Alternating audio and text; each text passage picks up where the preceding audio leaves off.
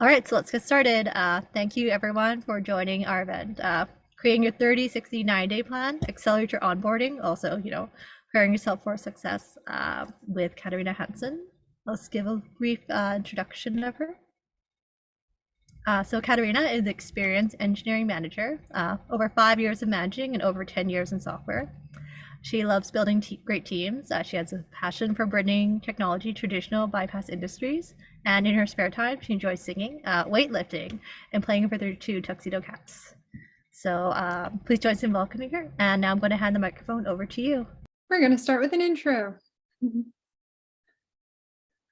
Alrighty. So what I wanted to talk about tonight was really, you've gotten yourself your job. What do you do to join the company well, get yourself up to speed, and make a big impact? And especially in software, when you're joining a smaller company, a lot of times they aren't big enough to have thought about how to onboard you effectively. If you are joining a large company with a mature and planned onboarding, you might be fine just kind of winging it, showing up on the first day and following along with whatever it is that they tell you. But I have found that, if you take the time to tailor your plan for onboarding yourself, that can help you tremendously in understanding where your skills gaps are, what your role is, what, anything that you need to really bring yourself up to speed as much as possible. Additionally, if you're a leader, a lot of times you'll want to produce that type of plan, both for yourself and for others. I've worked at probably 10 companies in my career at this point, 6 of them in software. And if you're going to change companies often, which is one of the ways that you can accelerate fast, you can, basically take control over when you get a raise by saying, you know what, if you're not going to give me a raise or a promotion, I'm going to go someplace where they will. And it can accelerate your career at the same time, basically. So getting really good at onboarding at a new company, making a big impact can really, really be good for your career in general. Basically, I break my my plan into 3 phases. Each of the phases is 30 days, hence 30, 60, 90. Phase 1 is all about learning as much as possible about the role, how it fits into the company. You do any required training, and then you try to get your feet wet, right? You take easy tickets. Literally, if you come in and you have a board full of tickets, I would go for like the lowest tier tickets, the lowest priority tickets. They've probably built up. There's probably a lot of them. And they usually tend to be like smaller, nitpicky, and from a variety of different places in the code base. So it's usually things that people who have been there for a while, who are working on like the most highest priority things, like they haven't gotten a chance to get at, but it still makes a big difference when you can clean a lot of those up in like your first couple of weeks. By phase 2, at 60 days, your goal is really to contribute at your level. So you need to understand what that level is in the context of the company. What are the expectations for somebody who is in your role? And if you need to learn any skills to be able to achieve that, this is kind of when you're trying to do that. Look up tutorials, read articles, read books, read documentation. All of those things are going to be part of phase 2. And then phase 3 is where you really start to demonstrate mastery and take initiative with your role, kind of pushing to that excelling stage. So yeah, phase 1, all about kind of bootstrapping your role. So for the first week, I kind of feel as a manager, I'm not going to get a whole lot of stuff from any of my new hires because there's HR stuff, there's paperwork, there's benefits to sign up for, there's like formal orientation maybe, there's probably required trainings. So I don't have high expectations. But what I do like is if people start a list of questions and ideas to go over with people. So as you're going through all of those trainings, like maintain a list of questions so that when you meet the person who can answer them, you remember to ask. Collect up any documents to read. This could be like Notion links or Confluence links, or Google Docs, things that you kind of like are going to give you context for the business, the role, the product. Maintain a list of useful references.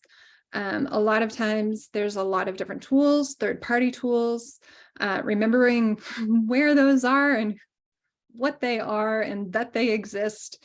You're going to have a lot of stuff kind of thrown at you. So, it's useful to keep a list. Particularly for engineering and first level engineering managers, I recommend always going through the whole development environment setup. As both an engineer and a manager, it's important that you understand like the development process, the onboarding and the development process and the build, and getting your laptop set up at a lot of companies anyway. The first time is when you get all the errors and you have to work through them, and you can make changes to documentation if it doesn't work. If you find yourself stuck at any point, like get help and fix it in the documentation, in the instructions, in the scripts, because after that, you have all of the things installed already, and it's just going to work on your computer. And when you go to onboard the next person, nobody knows why it's broken. So yes, if you see in basically anything, written instructions, anything confusing, get it updated. Like this is one of those times when you can make some early impacts. And don't forget to set up your calendar with focus time for actually doing engineering work, because at a lot of companies I've been at, if you don't have an actual schedule like blocked out for doing engineering work, for taking lunch, they'll just schedule the meetings right over your availability. For the first week, I like to focus on meeting people. So setting up one-on-ones. I would recommend having a one-on-one with your direct manager and team lead if applicable. Basically right off the bat, get out of the way, styles of communication, any of the basic policies. How do you request time off? I know that it could be like a little intimidating to be like, hey, it's my first day. How do I request a vacation or sick time? But if you've ever been sick on like the first week of work, that's really important to know. Understand the meeting schedules, schedule continuous one-on-ones, get those kind of all worked out up front so that you don't find yourself a month in with no actual one-on-one meetings scheduled. Make sure you have, I just ask everybody, what Slack channels are you in? Get me into those. Make sure you understand how your team works. Are they using Jira or Asana? Are they using GitHub or GitLab or something else? Make sure that you have access to all of the tools that you need. It's never as embarrassing to like make sure that you have the access to the things that you need up front as it is if 3 months in, you're like, hey, I don't have access to the logs. Where's the logs? And you have to ask. And somebody's like, you've been here for 3 months. You haven't looked at logs the entire time. So make sure you know where all of those important things are up front. And make sure you also understand the team's scope of work. Usually teams have like a footprint where you can say, this is in my team's scope of work and this is another team's responsibility. So it's really important as you're kind of like working initially to understand where those boundaries are. And don't be afraid to like ask other teams, other people, you know, for help, especially if something's on the border. Is this ours? Is this yours? And like just really taking ownership of that can make the manager's life a little easier too. Have one-on-ones with your coworkers, get to know them, ask them questions, try to find out what they would be a good resource for. I know a lot of teams, you know, you might have somebody who really just is kind of specialized in front end. They love front end. All they want to do is front end. Well, they're going to be your go-to resource for, you know, front end. If somebody worked on a major project recently, they're probably going to be a good source for if anything goes wrong with that project or that scope of work that the project did. Definitely, like I've seen time and again, like people kind of become the guru for a subject and they know everything about it.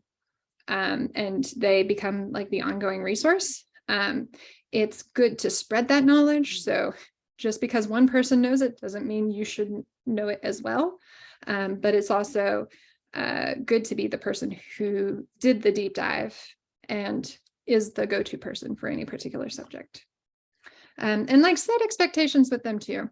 You know, how should they get in touch with you? Do you answer Slack messages regularly? Do you have set aside times where you're probably going to be more likely to be able to do a code review? Kind of like set those up front as well, so that there's not a lot of misunderstanding. I don't like email. I rarely read email. I make sure to tell everybody, don't send me email. If you can, send me a Slack message and I'll answer it as soon as possible. But if you send me an email, it could be days. And then also cross-functional. Go seek out your product managers, your designers, your project managers, customer service representatives, salespeople maybe, and see what they're up to. Get their perspective, ask them questions, find out how they do their job, because it could be important later. You might want to schedule time with your customer service people to shadow them and see what types of questions they usually have to answer, or how, you know, people do troubleshooting at the first line, or what the salespeople are saying about your product to your customers. And that can all kind of like help give you perspective while you're building a feature. You can say, I don't think we need to build that because that sounds like an edge case that we don't see a lot. Or I've heard from customer service that they see that problem a lot, and I think we should fix it first, right? So like making sure that you kind of broaden upfront as soon as possible. First week if possible. First 30 days if not. So yeah, understand the team's processes. Meetings, Git, code review. How many reviews do you need? Do you need one? Do you need two? If the junior engineer gives you a thumbs up on your PR, is that okay? If you're the junior engineer and you give a thumbs up to somebody else, are they just going to run with it and then blame you later? Make sure you understand what the expectations are around that. Testing. How do you do testing? Do you have, you know, like full front end, you know, automated end-to-end testing? Is it mainly unit tests? Do you have, you know, quality engineers who help work on tests? Kind of understand the patterns, the fixtures, the randomized data. How do you deploy? Make sure you know what the deployment process looks like, approvals and such. On call, is there an on-call rotation?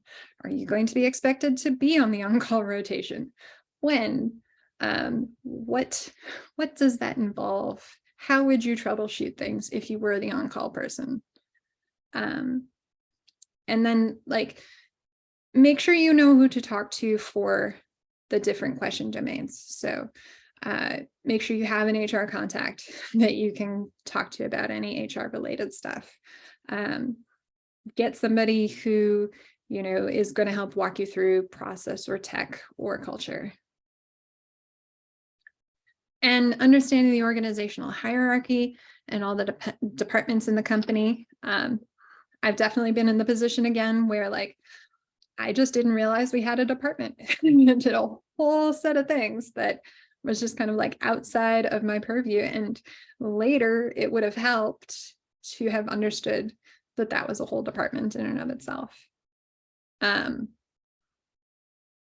Read the docs, any docs that you put on your list and read in week 1, go ahead and give that a read.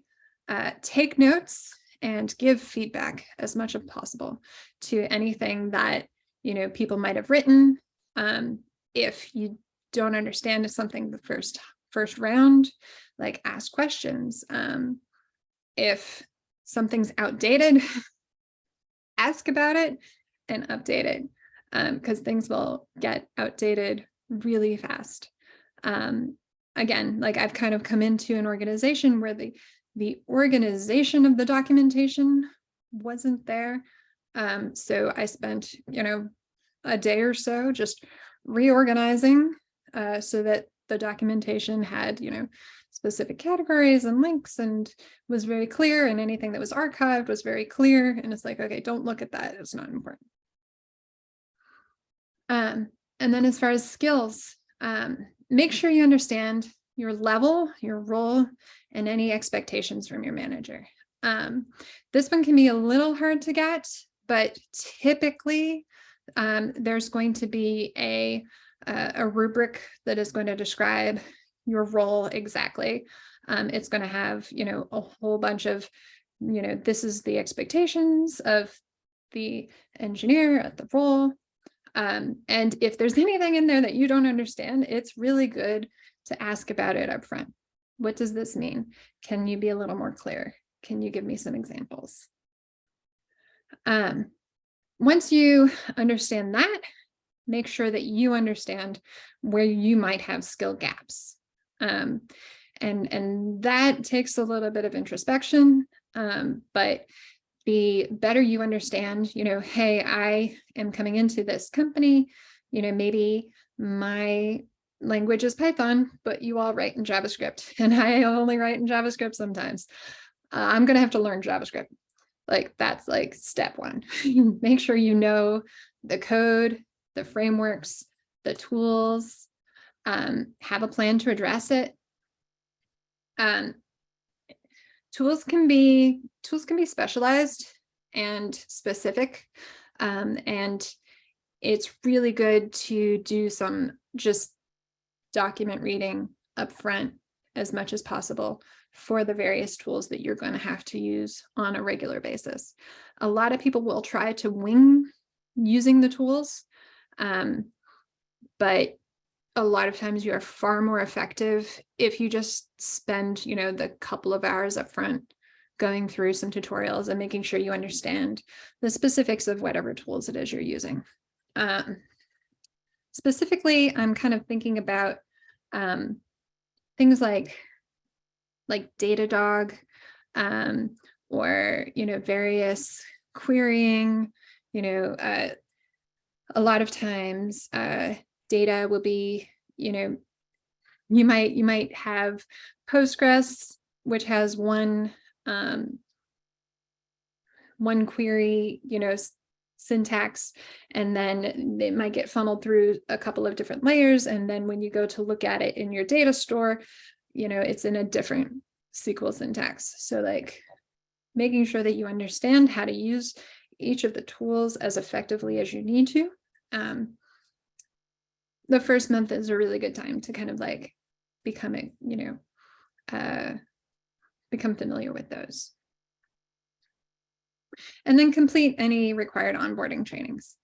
That's just because you're going to get bugged otherwise. And again, good time to do it.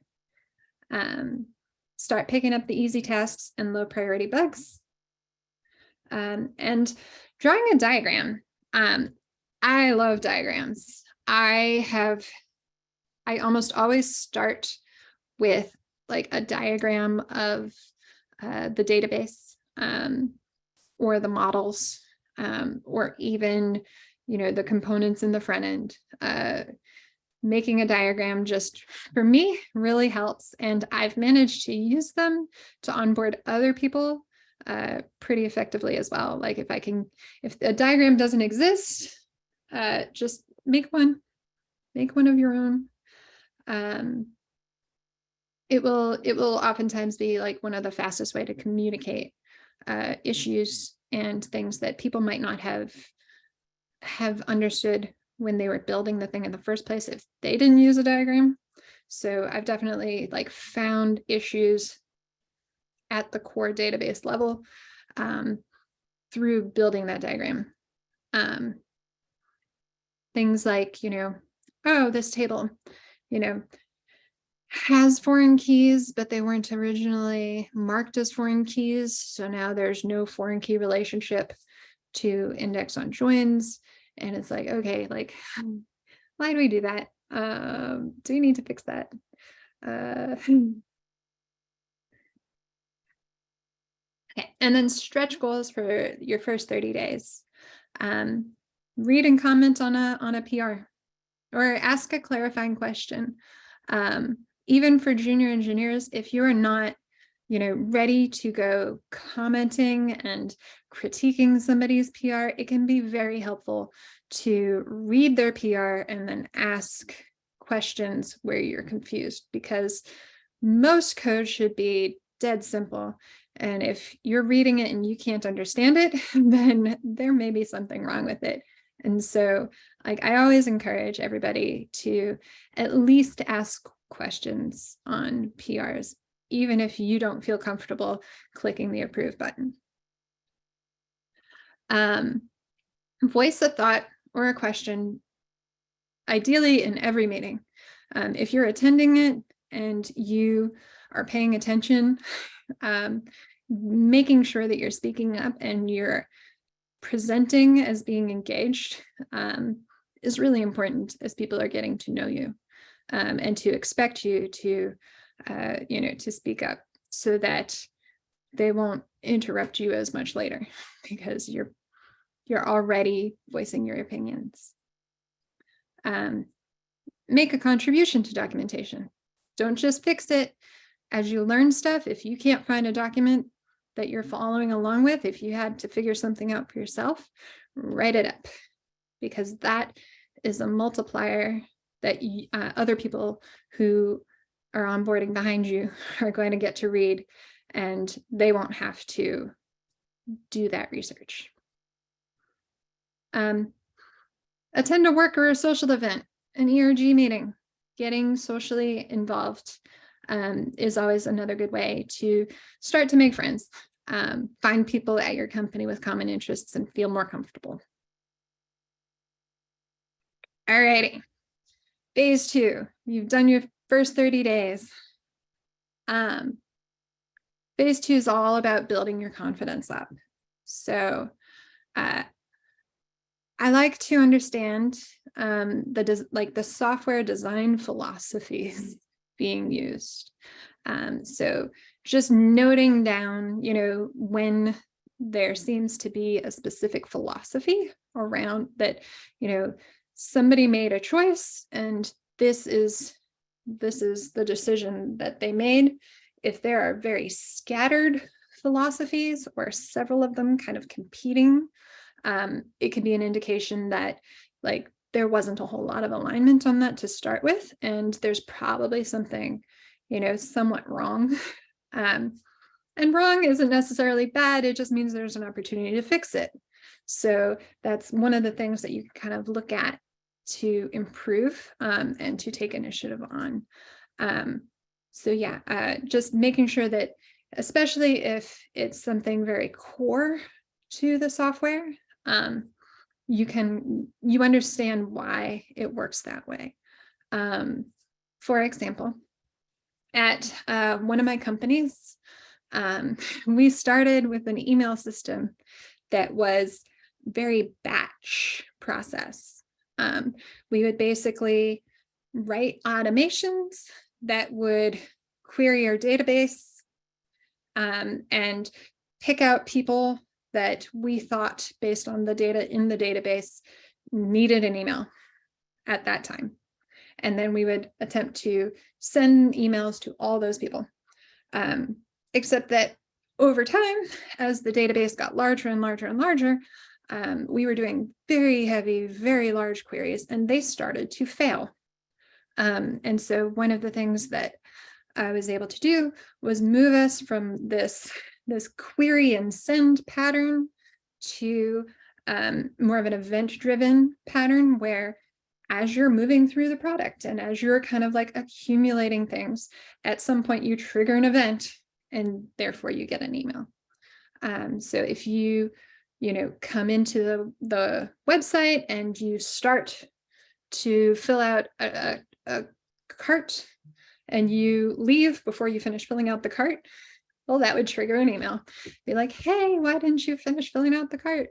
Come back, and maybe we could send you a little, promo. You get an extra 10% off. You get a free month. But because we were just sending one email at a time instead, and it was based off of the things that you were doing, it was able to smooth the email sends out, reduce the total number of email sends we had to ever send at one time. And we were able to move that to asynchronous jobs that we could track, we could rerun, and it worked so much better. So it was like a very successful project, but like a big shift in design philosophies. Understanding at the team level, user workflows and user personas. So for your team, who are you working for? What are they like?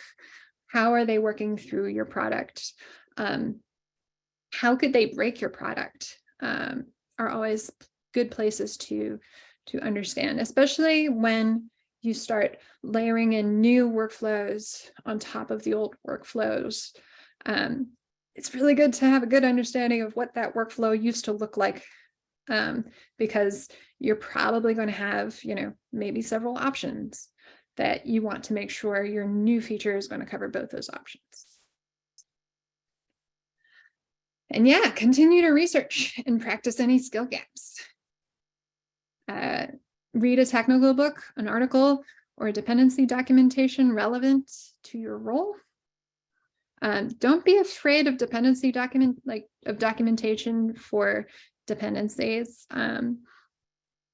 A lot of times they can be a little messy, especially if the dependency is something like an open source project that's not really well maintained. But if it's like a well-known framework or something, go, find a tutorial that somebody can explain to you how to use the framework, what to expect from it, what good, tools the framework provides you. And get really comfortable just navigating the code base. Make sure you understand where everything is and why. If something's poorly named, make a note of it. If something looks like it's not in the right place, ask them why, what happened. If something looks like it's not really being used, point it out. Investigate an error. So flat out errors can be a little more difficult than, existing bugs. So look at errors as they're kind of streaming in and see if you can figure out where it came from. Code up a new feature. Go grab one. Just, volunteer. Say, hey, I see that we were working on a new feature. I want one of those tickets. And then for some stretch goals, browse the rest of the documentation. Go, do a quick scan and make sure you understand where it is and what it's kind of talking about. Anything that anybody has spent the time to write is probably, worth at least giving, a certain amount of scan towards. Identify and improve one team process. So for this, it could be something that's just like your team does and it's inefficient. You don't understand why they do it. So ask. If you've seen something done well at a previous company, maybe suggest it as a solution to a problem you're seeing, especially if you're seeing problems that you've never seen before. It's, you know, it's a good idea to kind of think back and be like, well, what did we do to prevent this from happening the last time I saw it? Or, you know, like creatively, what are some things that we can do? Shadow somebody that's on call. If you have an on-call rotation, I highly recommend seeing somebody that is on call now and volunteering to shadow them so that you can see what it is they do. How often do events come in, alerts come in? What do they do to troubleshoot them? Who do they talk to? Who do they ping? Build a script, a query, or a library function for the team. And then this is one of those things where it's like, you're taking initiative, you're looking for things that might be broken, might be useful, and you're, you know, suggesting it and contributing to it. Or maybe it could just be, you know, as part of the feature that you're building. One of the functions that you're working on might be useful for somebody else.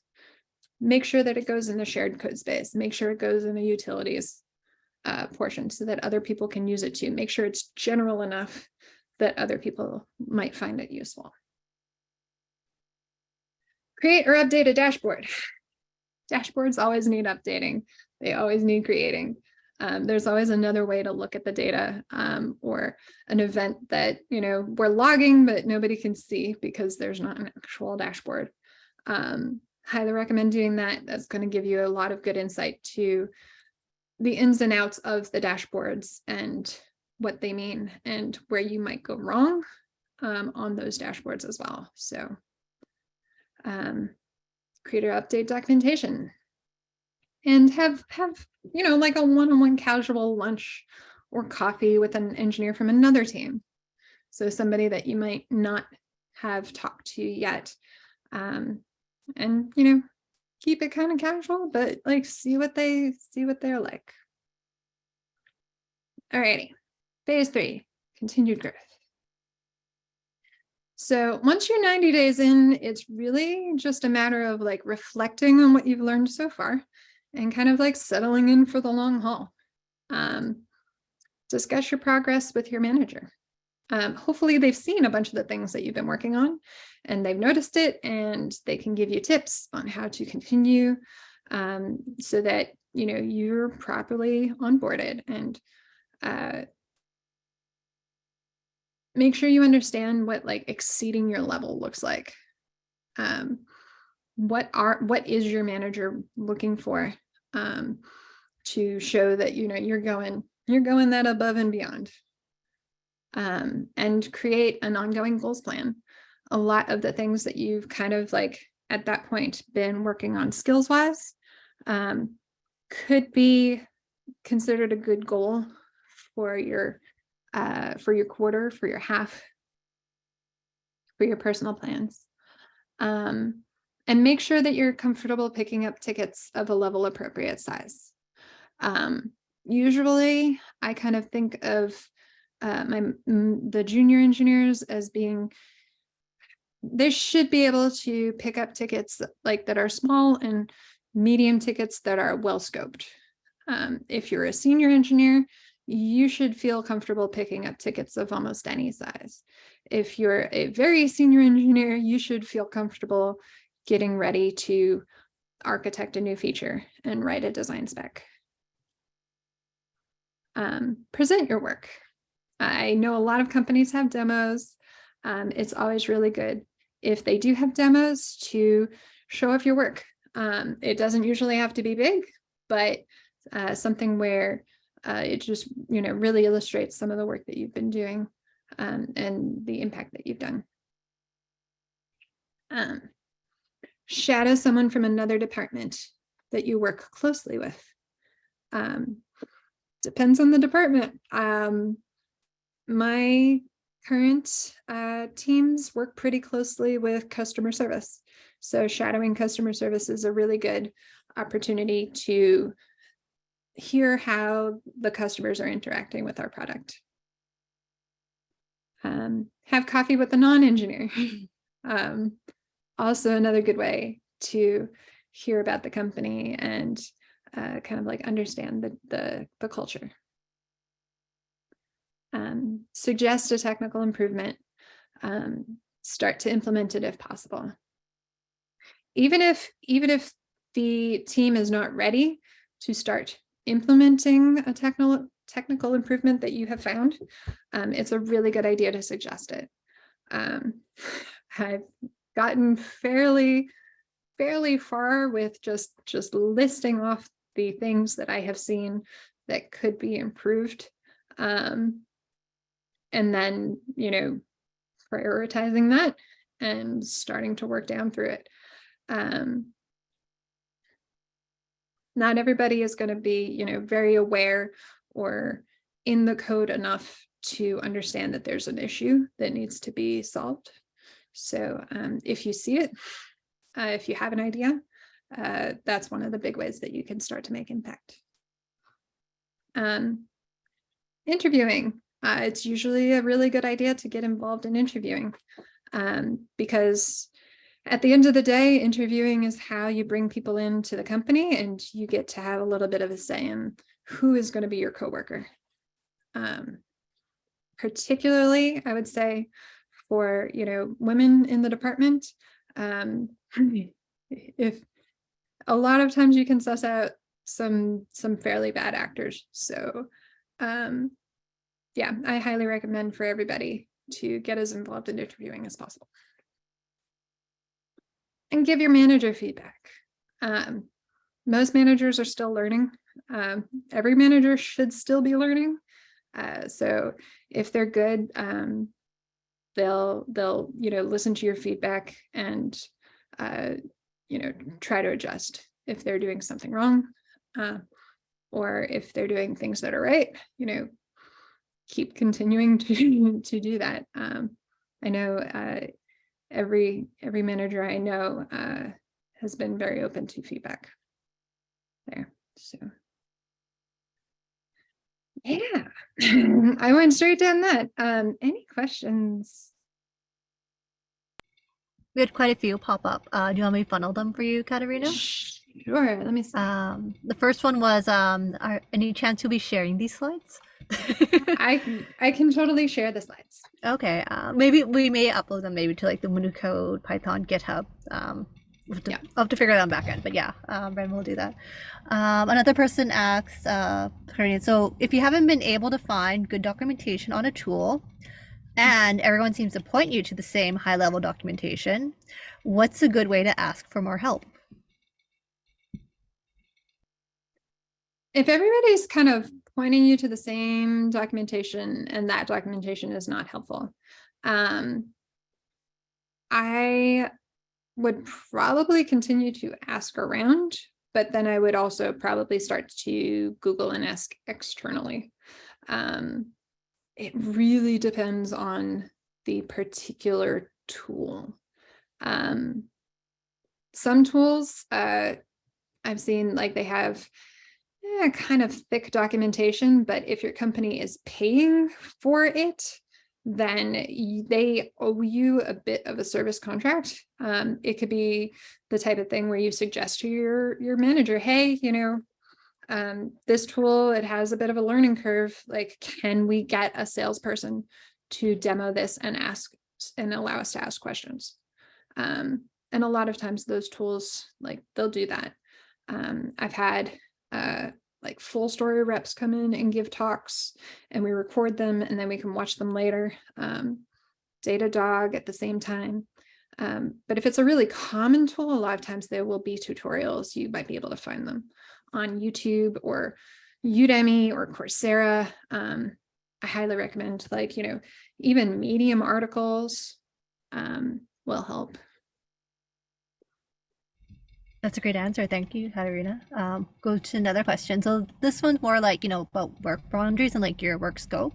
So the person's asking, how can we say no when we aren't comfortable with something that isn't part of our role or maybe doesn't fit to our level? So, like, especially when you're still very early, I think that you you should be able to say, you know, I don't, it's one of those like, you know, I don't feel comfortable taking that on at this point. Or, you know, at the same time though, like, you know, is this a high priority, or do you really just need somebody to, you know, if it's going to take you longer, just verify when they need it would be my general suggestion. Because there's usually some understanding that like, yeah, it might take longer, but if you're literally the only person who is available to do it and they don't care if it takes a long time, then it's not necessarily a bad thing to dig into. Yeah, just recognizing well, like imposter syndrome, like whether you can or can do it versus like this is just, well, how do I prioritize my current work task, right, to get it done? But it's like you said, yeah, the length of time.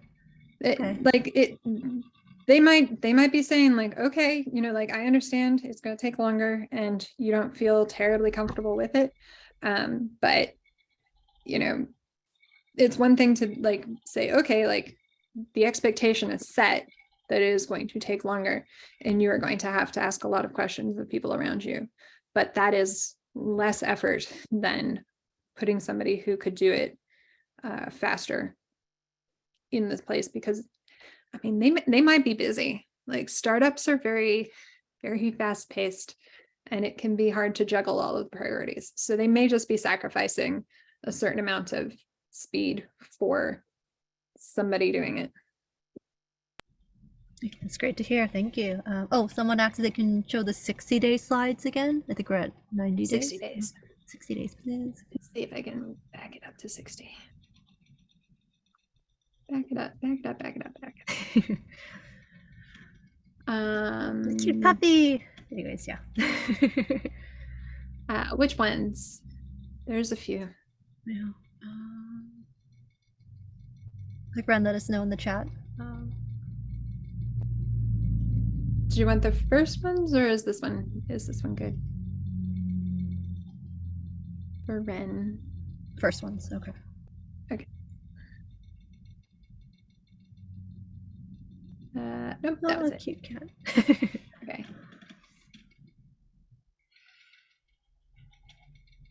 Boom.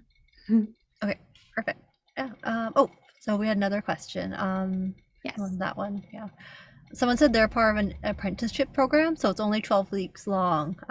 So they actually have any suggestions for a quicker ramp up process? I know there's different expectations if it's 12 weeks. So there's definitely going to be different expectations for a 12-week program.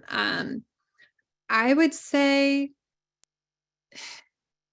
focus on learning as much as possible, because you've got 12 weeks there. It depends on what you want to get out of the program. You're probably not going to go as deep into the business and the business strategy. So you would be a little lighter. You'd be more focused on like, what does the team do? What is the scope of the team, impact of the team? I would definitely still meet everybody and talk to as many people as possible, both on the team and, you know, cross team, to kind of get a sense for, you know, what their job is like, what their role is like. But basically, you're going to be scoped more probably towards like a single project. So you want to understand as quickly as possible the context for that project. Like, why do they need it? What are the expectations of you? When do they expect things to be done? Get yourself some like milestones for the project so that you know that you're tracking against it well. And then like make yourself a plan to accomplish that project. You're not going to be doing as much like free associating or, you know, suggesting of improvements generally, but you can totally suggest improvements on the project and ask lots and lots of questions. Yeah, it's good. You're just showing that you're like eager, you're curious, you're a learner, but you're also there like, you know, get the work done. Yeah, it's great. Another question will hop up. So, Katerina, do you have any advice in transferring these skills and mini projects into a resume? Oh, well, so generally for resumes, I focus more on the impact projects, the above and beyond, than I do on like the daily tasks of basically anything. So your role and responsibility might be, move small tickets from here to there, get the small tickets out. But ideally, you're also being creative at the same time. And any of those kind of like those creative things, like I just plunk it in a little description. So, I have definitely had suggested improvements for this thing that it never happened. But I did enough, research into it and thought about it hard enough and came up with a whole solution, and wrote it up, and everybody was like, yeah, we should do that. And it just never happened. But I'm still taking credit for it. Because, that was work, that was creativity, that was me bringing, my whole self to the role. But yeah, a lot of this is putting you in a position where you are the expert, right? You've done the deep dive, and then people will respect you for all of that, the skills that you're bringing to the table there. It's one of those, like, when you get the opportunity, you have the skills to take advantage of the opportunity. That's great. Thank you so much, Katerina. I don't see any more questions, but I can, ask maybe just 2 or 3 more. So one question, like, once you're already like in the role in the onboarding, like, how do you learn to, I don't know, keep track of your wins? Like you said, sometimes we have I don't know what it's called, but like, every year, like your review, your performance review, right? Like, how do you keep track of those and like know how to translate them like to you, like the manager?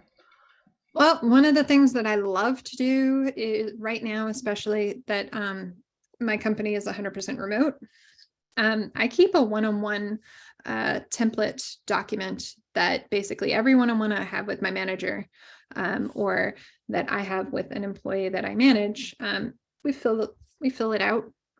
We fill it out with like, what's been going on this week? Like, what things do you have in flight? What things are you thinking about? And what did you accomplish? And those one-on-one documents, there's usually not that many of them, but they're usually a very good resource to go back to and say, hey, that was impactful. That was impactful. Like, this was, a really good job. Or like, I struggled through that, but solved it. Like, I think those can be really helpful, and it's already kind of shared with your manager. So like, if it's in there, they've seen it. If they object to it, then they would have told you already. As a manager, when I'm doing like performance reviews, I usually take into account the communication that I've had with somebody, how open they've been. But then, I'll also go verify and make sure that, they said that they wrote this documentation. Did they actually? Like, I go check. I look at their GitHub.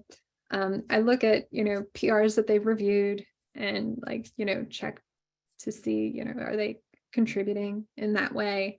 Their meeting schedule, to see whether or not they're interviewing very heavily, and maybe that's why I haven't seen code this week. Kind of try to make sure I know where they're spending their time. And I include a lot of that in my general assessment. So okay. How about if you're, because onboarding is like different, like always you could be very general, say like, for the role where it's like small, medium, or different industries. Do you think there's really like a big difference if you're onboarding yourself as, say, like individual contributor versus like a team lead or manager? Like, because obviously you might be promoted in a role, but then you also have to like learn how to like show and like share things with your coworkers again. There's definitely some big differences between like getting a new job at a level And then versus like being promoted into a level. Being promoted into a level usually comes with like a certain amount of like, these were my peers and now I am in charge of them in some way. And so that relationship changes a lot.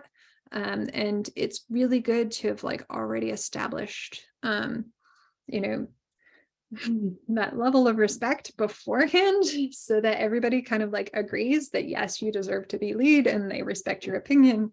And, that kind of just like naturally happens. But Yeah, just recognize if it's a new role, then it's like you're moving into that, or is it like someone else is leaving, like stepping away, right? It's like it's just recognizing the type of role it is. Yeah, I would say, transitioning into management, if you've never managed before, it takes a while. A lot of times you'll get that management title before you've actually done anything that kind of comes close to managing. So that takes a lot more, resources and questions and like somebody to mentor you and, kind of like be willing to dive into like, why are we doing this? And why do we do that? And like, what is the point of this? And I would say like in management for like the first year or so, you're basically just coming up with a theory of management and testing it. And then, like hopefully a year or two afterward, like you kind of start to understand it and it kind of comes a little more naturally rather than kind of like struggling with every incident or event that happens, which can be very learning stressful. to roll with it as it goes. And at least handle it. How do you handle it when somebody does this? It's like, oh, I've seen it before. I know how to handle that. Yeah, yeah, it's just like been there, done that, got the T-shirt. Yeah. I guess another question too is like, do you say I like join a company and it's like like you, Katerina, my manager is like you're really swamped with a lot of things, but you want to make sure like set up for success. Like how can I like we discussed this I think like before like the phrase used is like managing up, but how can I help you to help me succeed like as your new hire? So bringing the things to me is probably the most important thing. So like as you are out, doing your work and experiencing stuff and running into blockers and getting confused and, like bring that to me for our one-on-ones. I schedule a one-on-one with every one of my direct reports once a week. And I let them own the one-on-ones. Yep. And part of that template, part of the template that I use for the one-on-ones is like, what topics are you interested in talking about this week? Own it, fill it in, so that we can discuss and work it out. And, if you disagree with the decision, let me know. If I do something to annoy you or make your life difficult, let me know. If you see something that is just inefficient for you, well, it's probably going to be inefficient for everybody. So let us know because, like, oh, every time I make a change, it takes 20 minutes for me to reset my, dev environment. Like, don't sit there just experiencing that. Let us know this is not responsive. It crashes every time and I have to rebuild everything from scratch. No, bad. Somebody's got to fix that. And it's not your responsibility. Like that is your manager's responsibility to make sure that the right people have it on their roadmap that they're fixing it. Yeah, we're just bringing to you like what are the blockers or obstacles, how to remove, but also remembering just like the manager's time's like also like precious too. Like if I bring you a problem, like I want to bring like possible solution, like to try to solve it whenever possible. But if you don't have a solution, like your manager is hopefully still listening to you. Yeah. And helping you work out a solution. Yeah. Oh, that's great. Or pointing you to somebody else. Like if they say, hey, go talk to this person, make sure you follow up and go talk to that person. Just making sure, yeah, they're able, the individual contributors like able to get the work done and so on. Yeah. I might not always be able to be in on that conversation, but I know that they will be able to help you. And Yeah. I have hopefully built enough of a relationship with them that even if you think it's a favor, like they're going to do this because they're going to get something back later. So like we're spending social capital. Yeah. It's fine. Yeah, navigating Berkeley's tasks. Yep. Oh, this is kind of a question, but they put some more of a comment. Like, some of them they're really happy they joined today. Like they're doing all of like I guess same things that you do, like with the diagrams and so on. But their boss thinks it's like maybe it's too detailed and maybe it's unnecessary. But like them and their coworkers find it so helpful. So, Yep. is there anything else this person can do to like I show their boss that this has had some value, or it just really depends? So I don't always necessarily like if I spent some time on something that I think my boss would be like, that's a waste of time, I might just not tell them. I might just use it for my own purposes and I will be very knowledgeable and other people would be like, what? And then like sometimes they'll be like, oh, okay, like here's the screenshot of this little section of my diagram. Like, take a look. This is what I'm talking about. This is what I'm seeing. Like I've definitely done that before, but ideally you're at a place where they're like, oh no, we like your diagram and this is useful and it should be in the documentation that we provide to new hires. Like that's ideal. And that's a better culture, I think, at the end of the day. Yeah, I agree. So, And it's like figure out like which culture like you thrive at in the role. But that takes experience, right? And just like learning as you learn in your new roles. I guess I didn't really have any other questions, and I don't see this in chat. But maybe we can wrap up this event. People can post thank you to Katerina for hosting all this amazing information. It's really useful, helpful. I feel like I'm learning a lot, even just like as individual contributor or just like someone who manages a team, and just understanding like how to communicate that with leadership, saying like this is why this is useful for onboarding new hires, and like how it improves like people to thrive and like excel in their roles so they're set up for success. It's a lot of thank yous. yeah, well, thank you. Yeah, this is great. And I guess I can add Katerina will also be speaking at our, it wasn't in like our slides, but our March 3rd event on the Regex workshop. Someone said incredible helpful searching for the first role, so now can start preparing like when they get started to work in their field. At the very least, as you're interviewing, it's a nice win to any, like, how would you onboard yourself? I would make myself a 30, 60, 90 day plan. They'll be taking their task onto your plate. But yeah. Yeah. And I love all these pictures and like the screen transitions. So thank you so much, Katerina, for this awesome event and answering all our questions. And it's like I think you're a very awesome manager to work under. Like your team is lucky to have you, and your leadership is lucky to have you working for them too.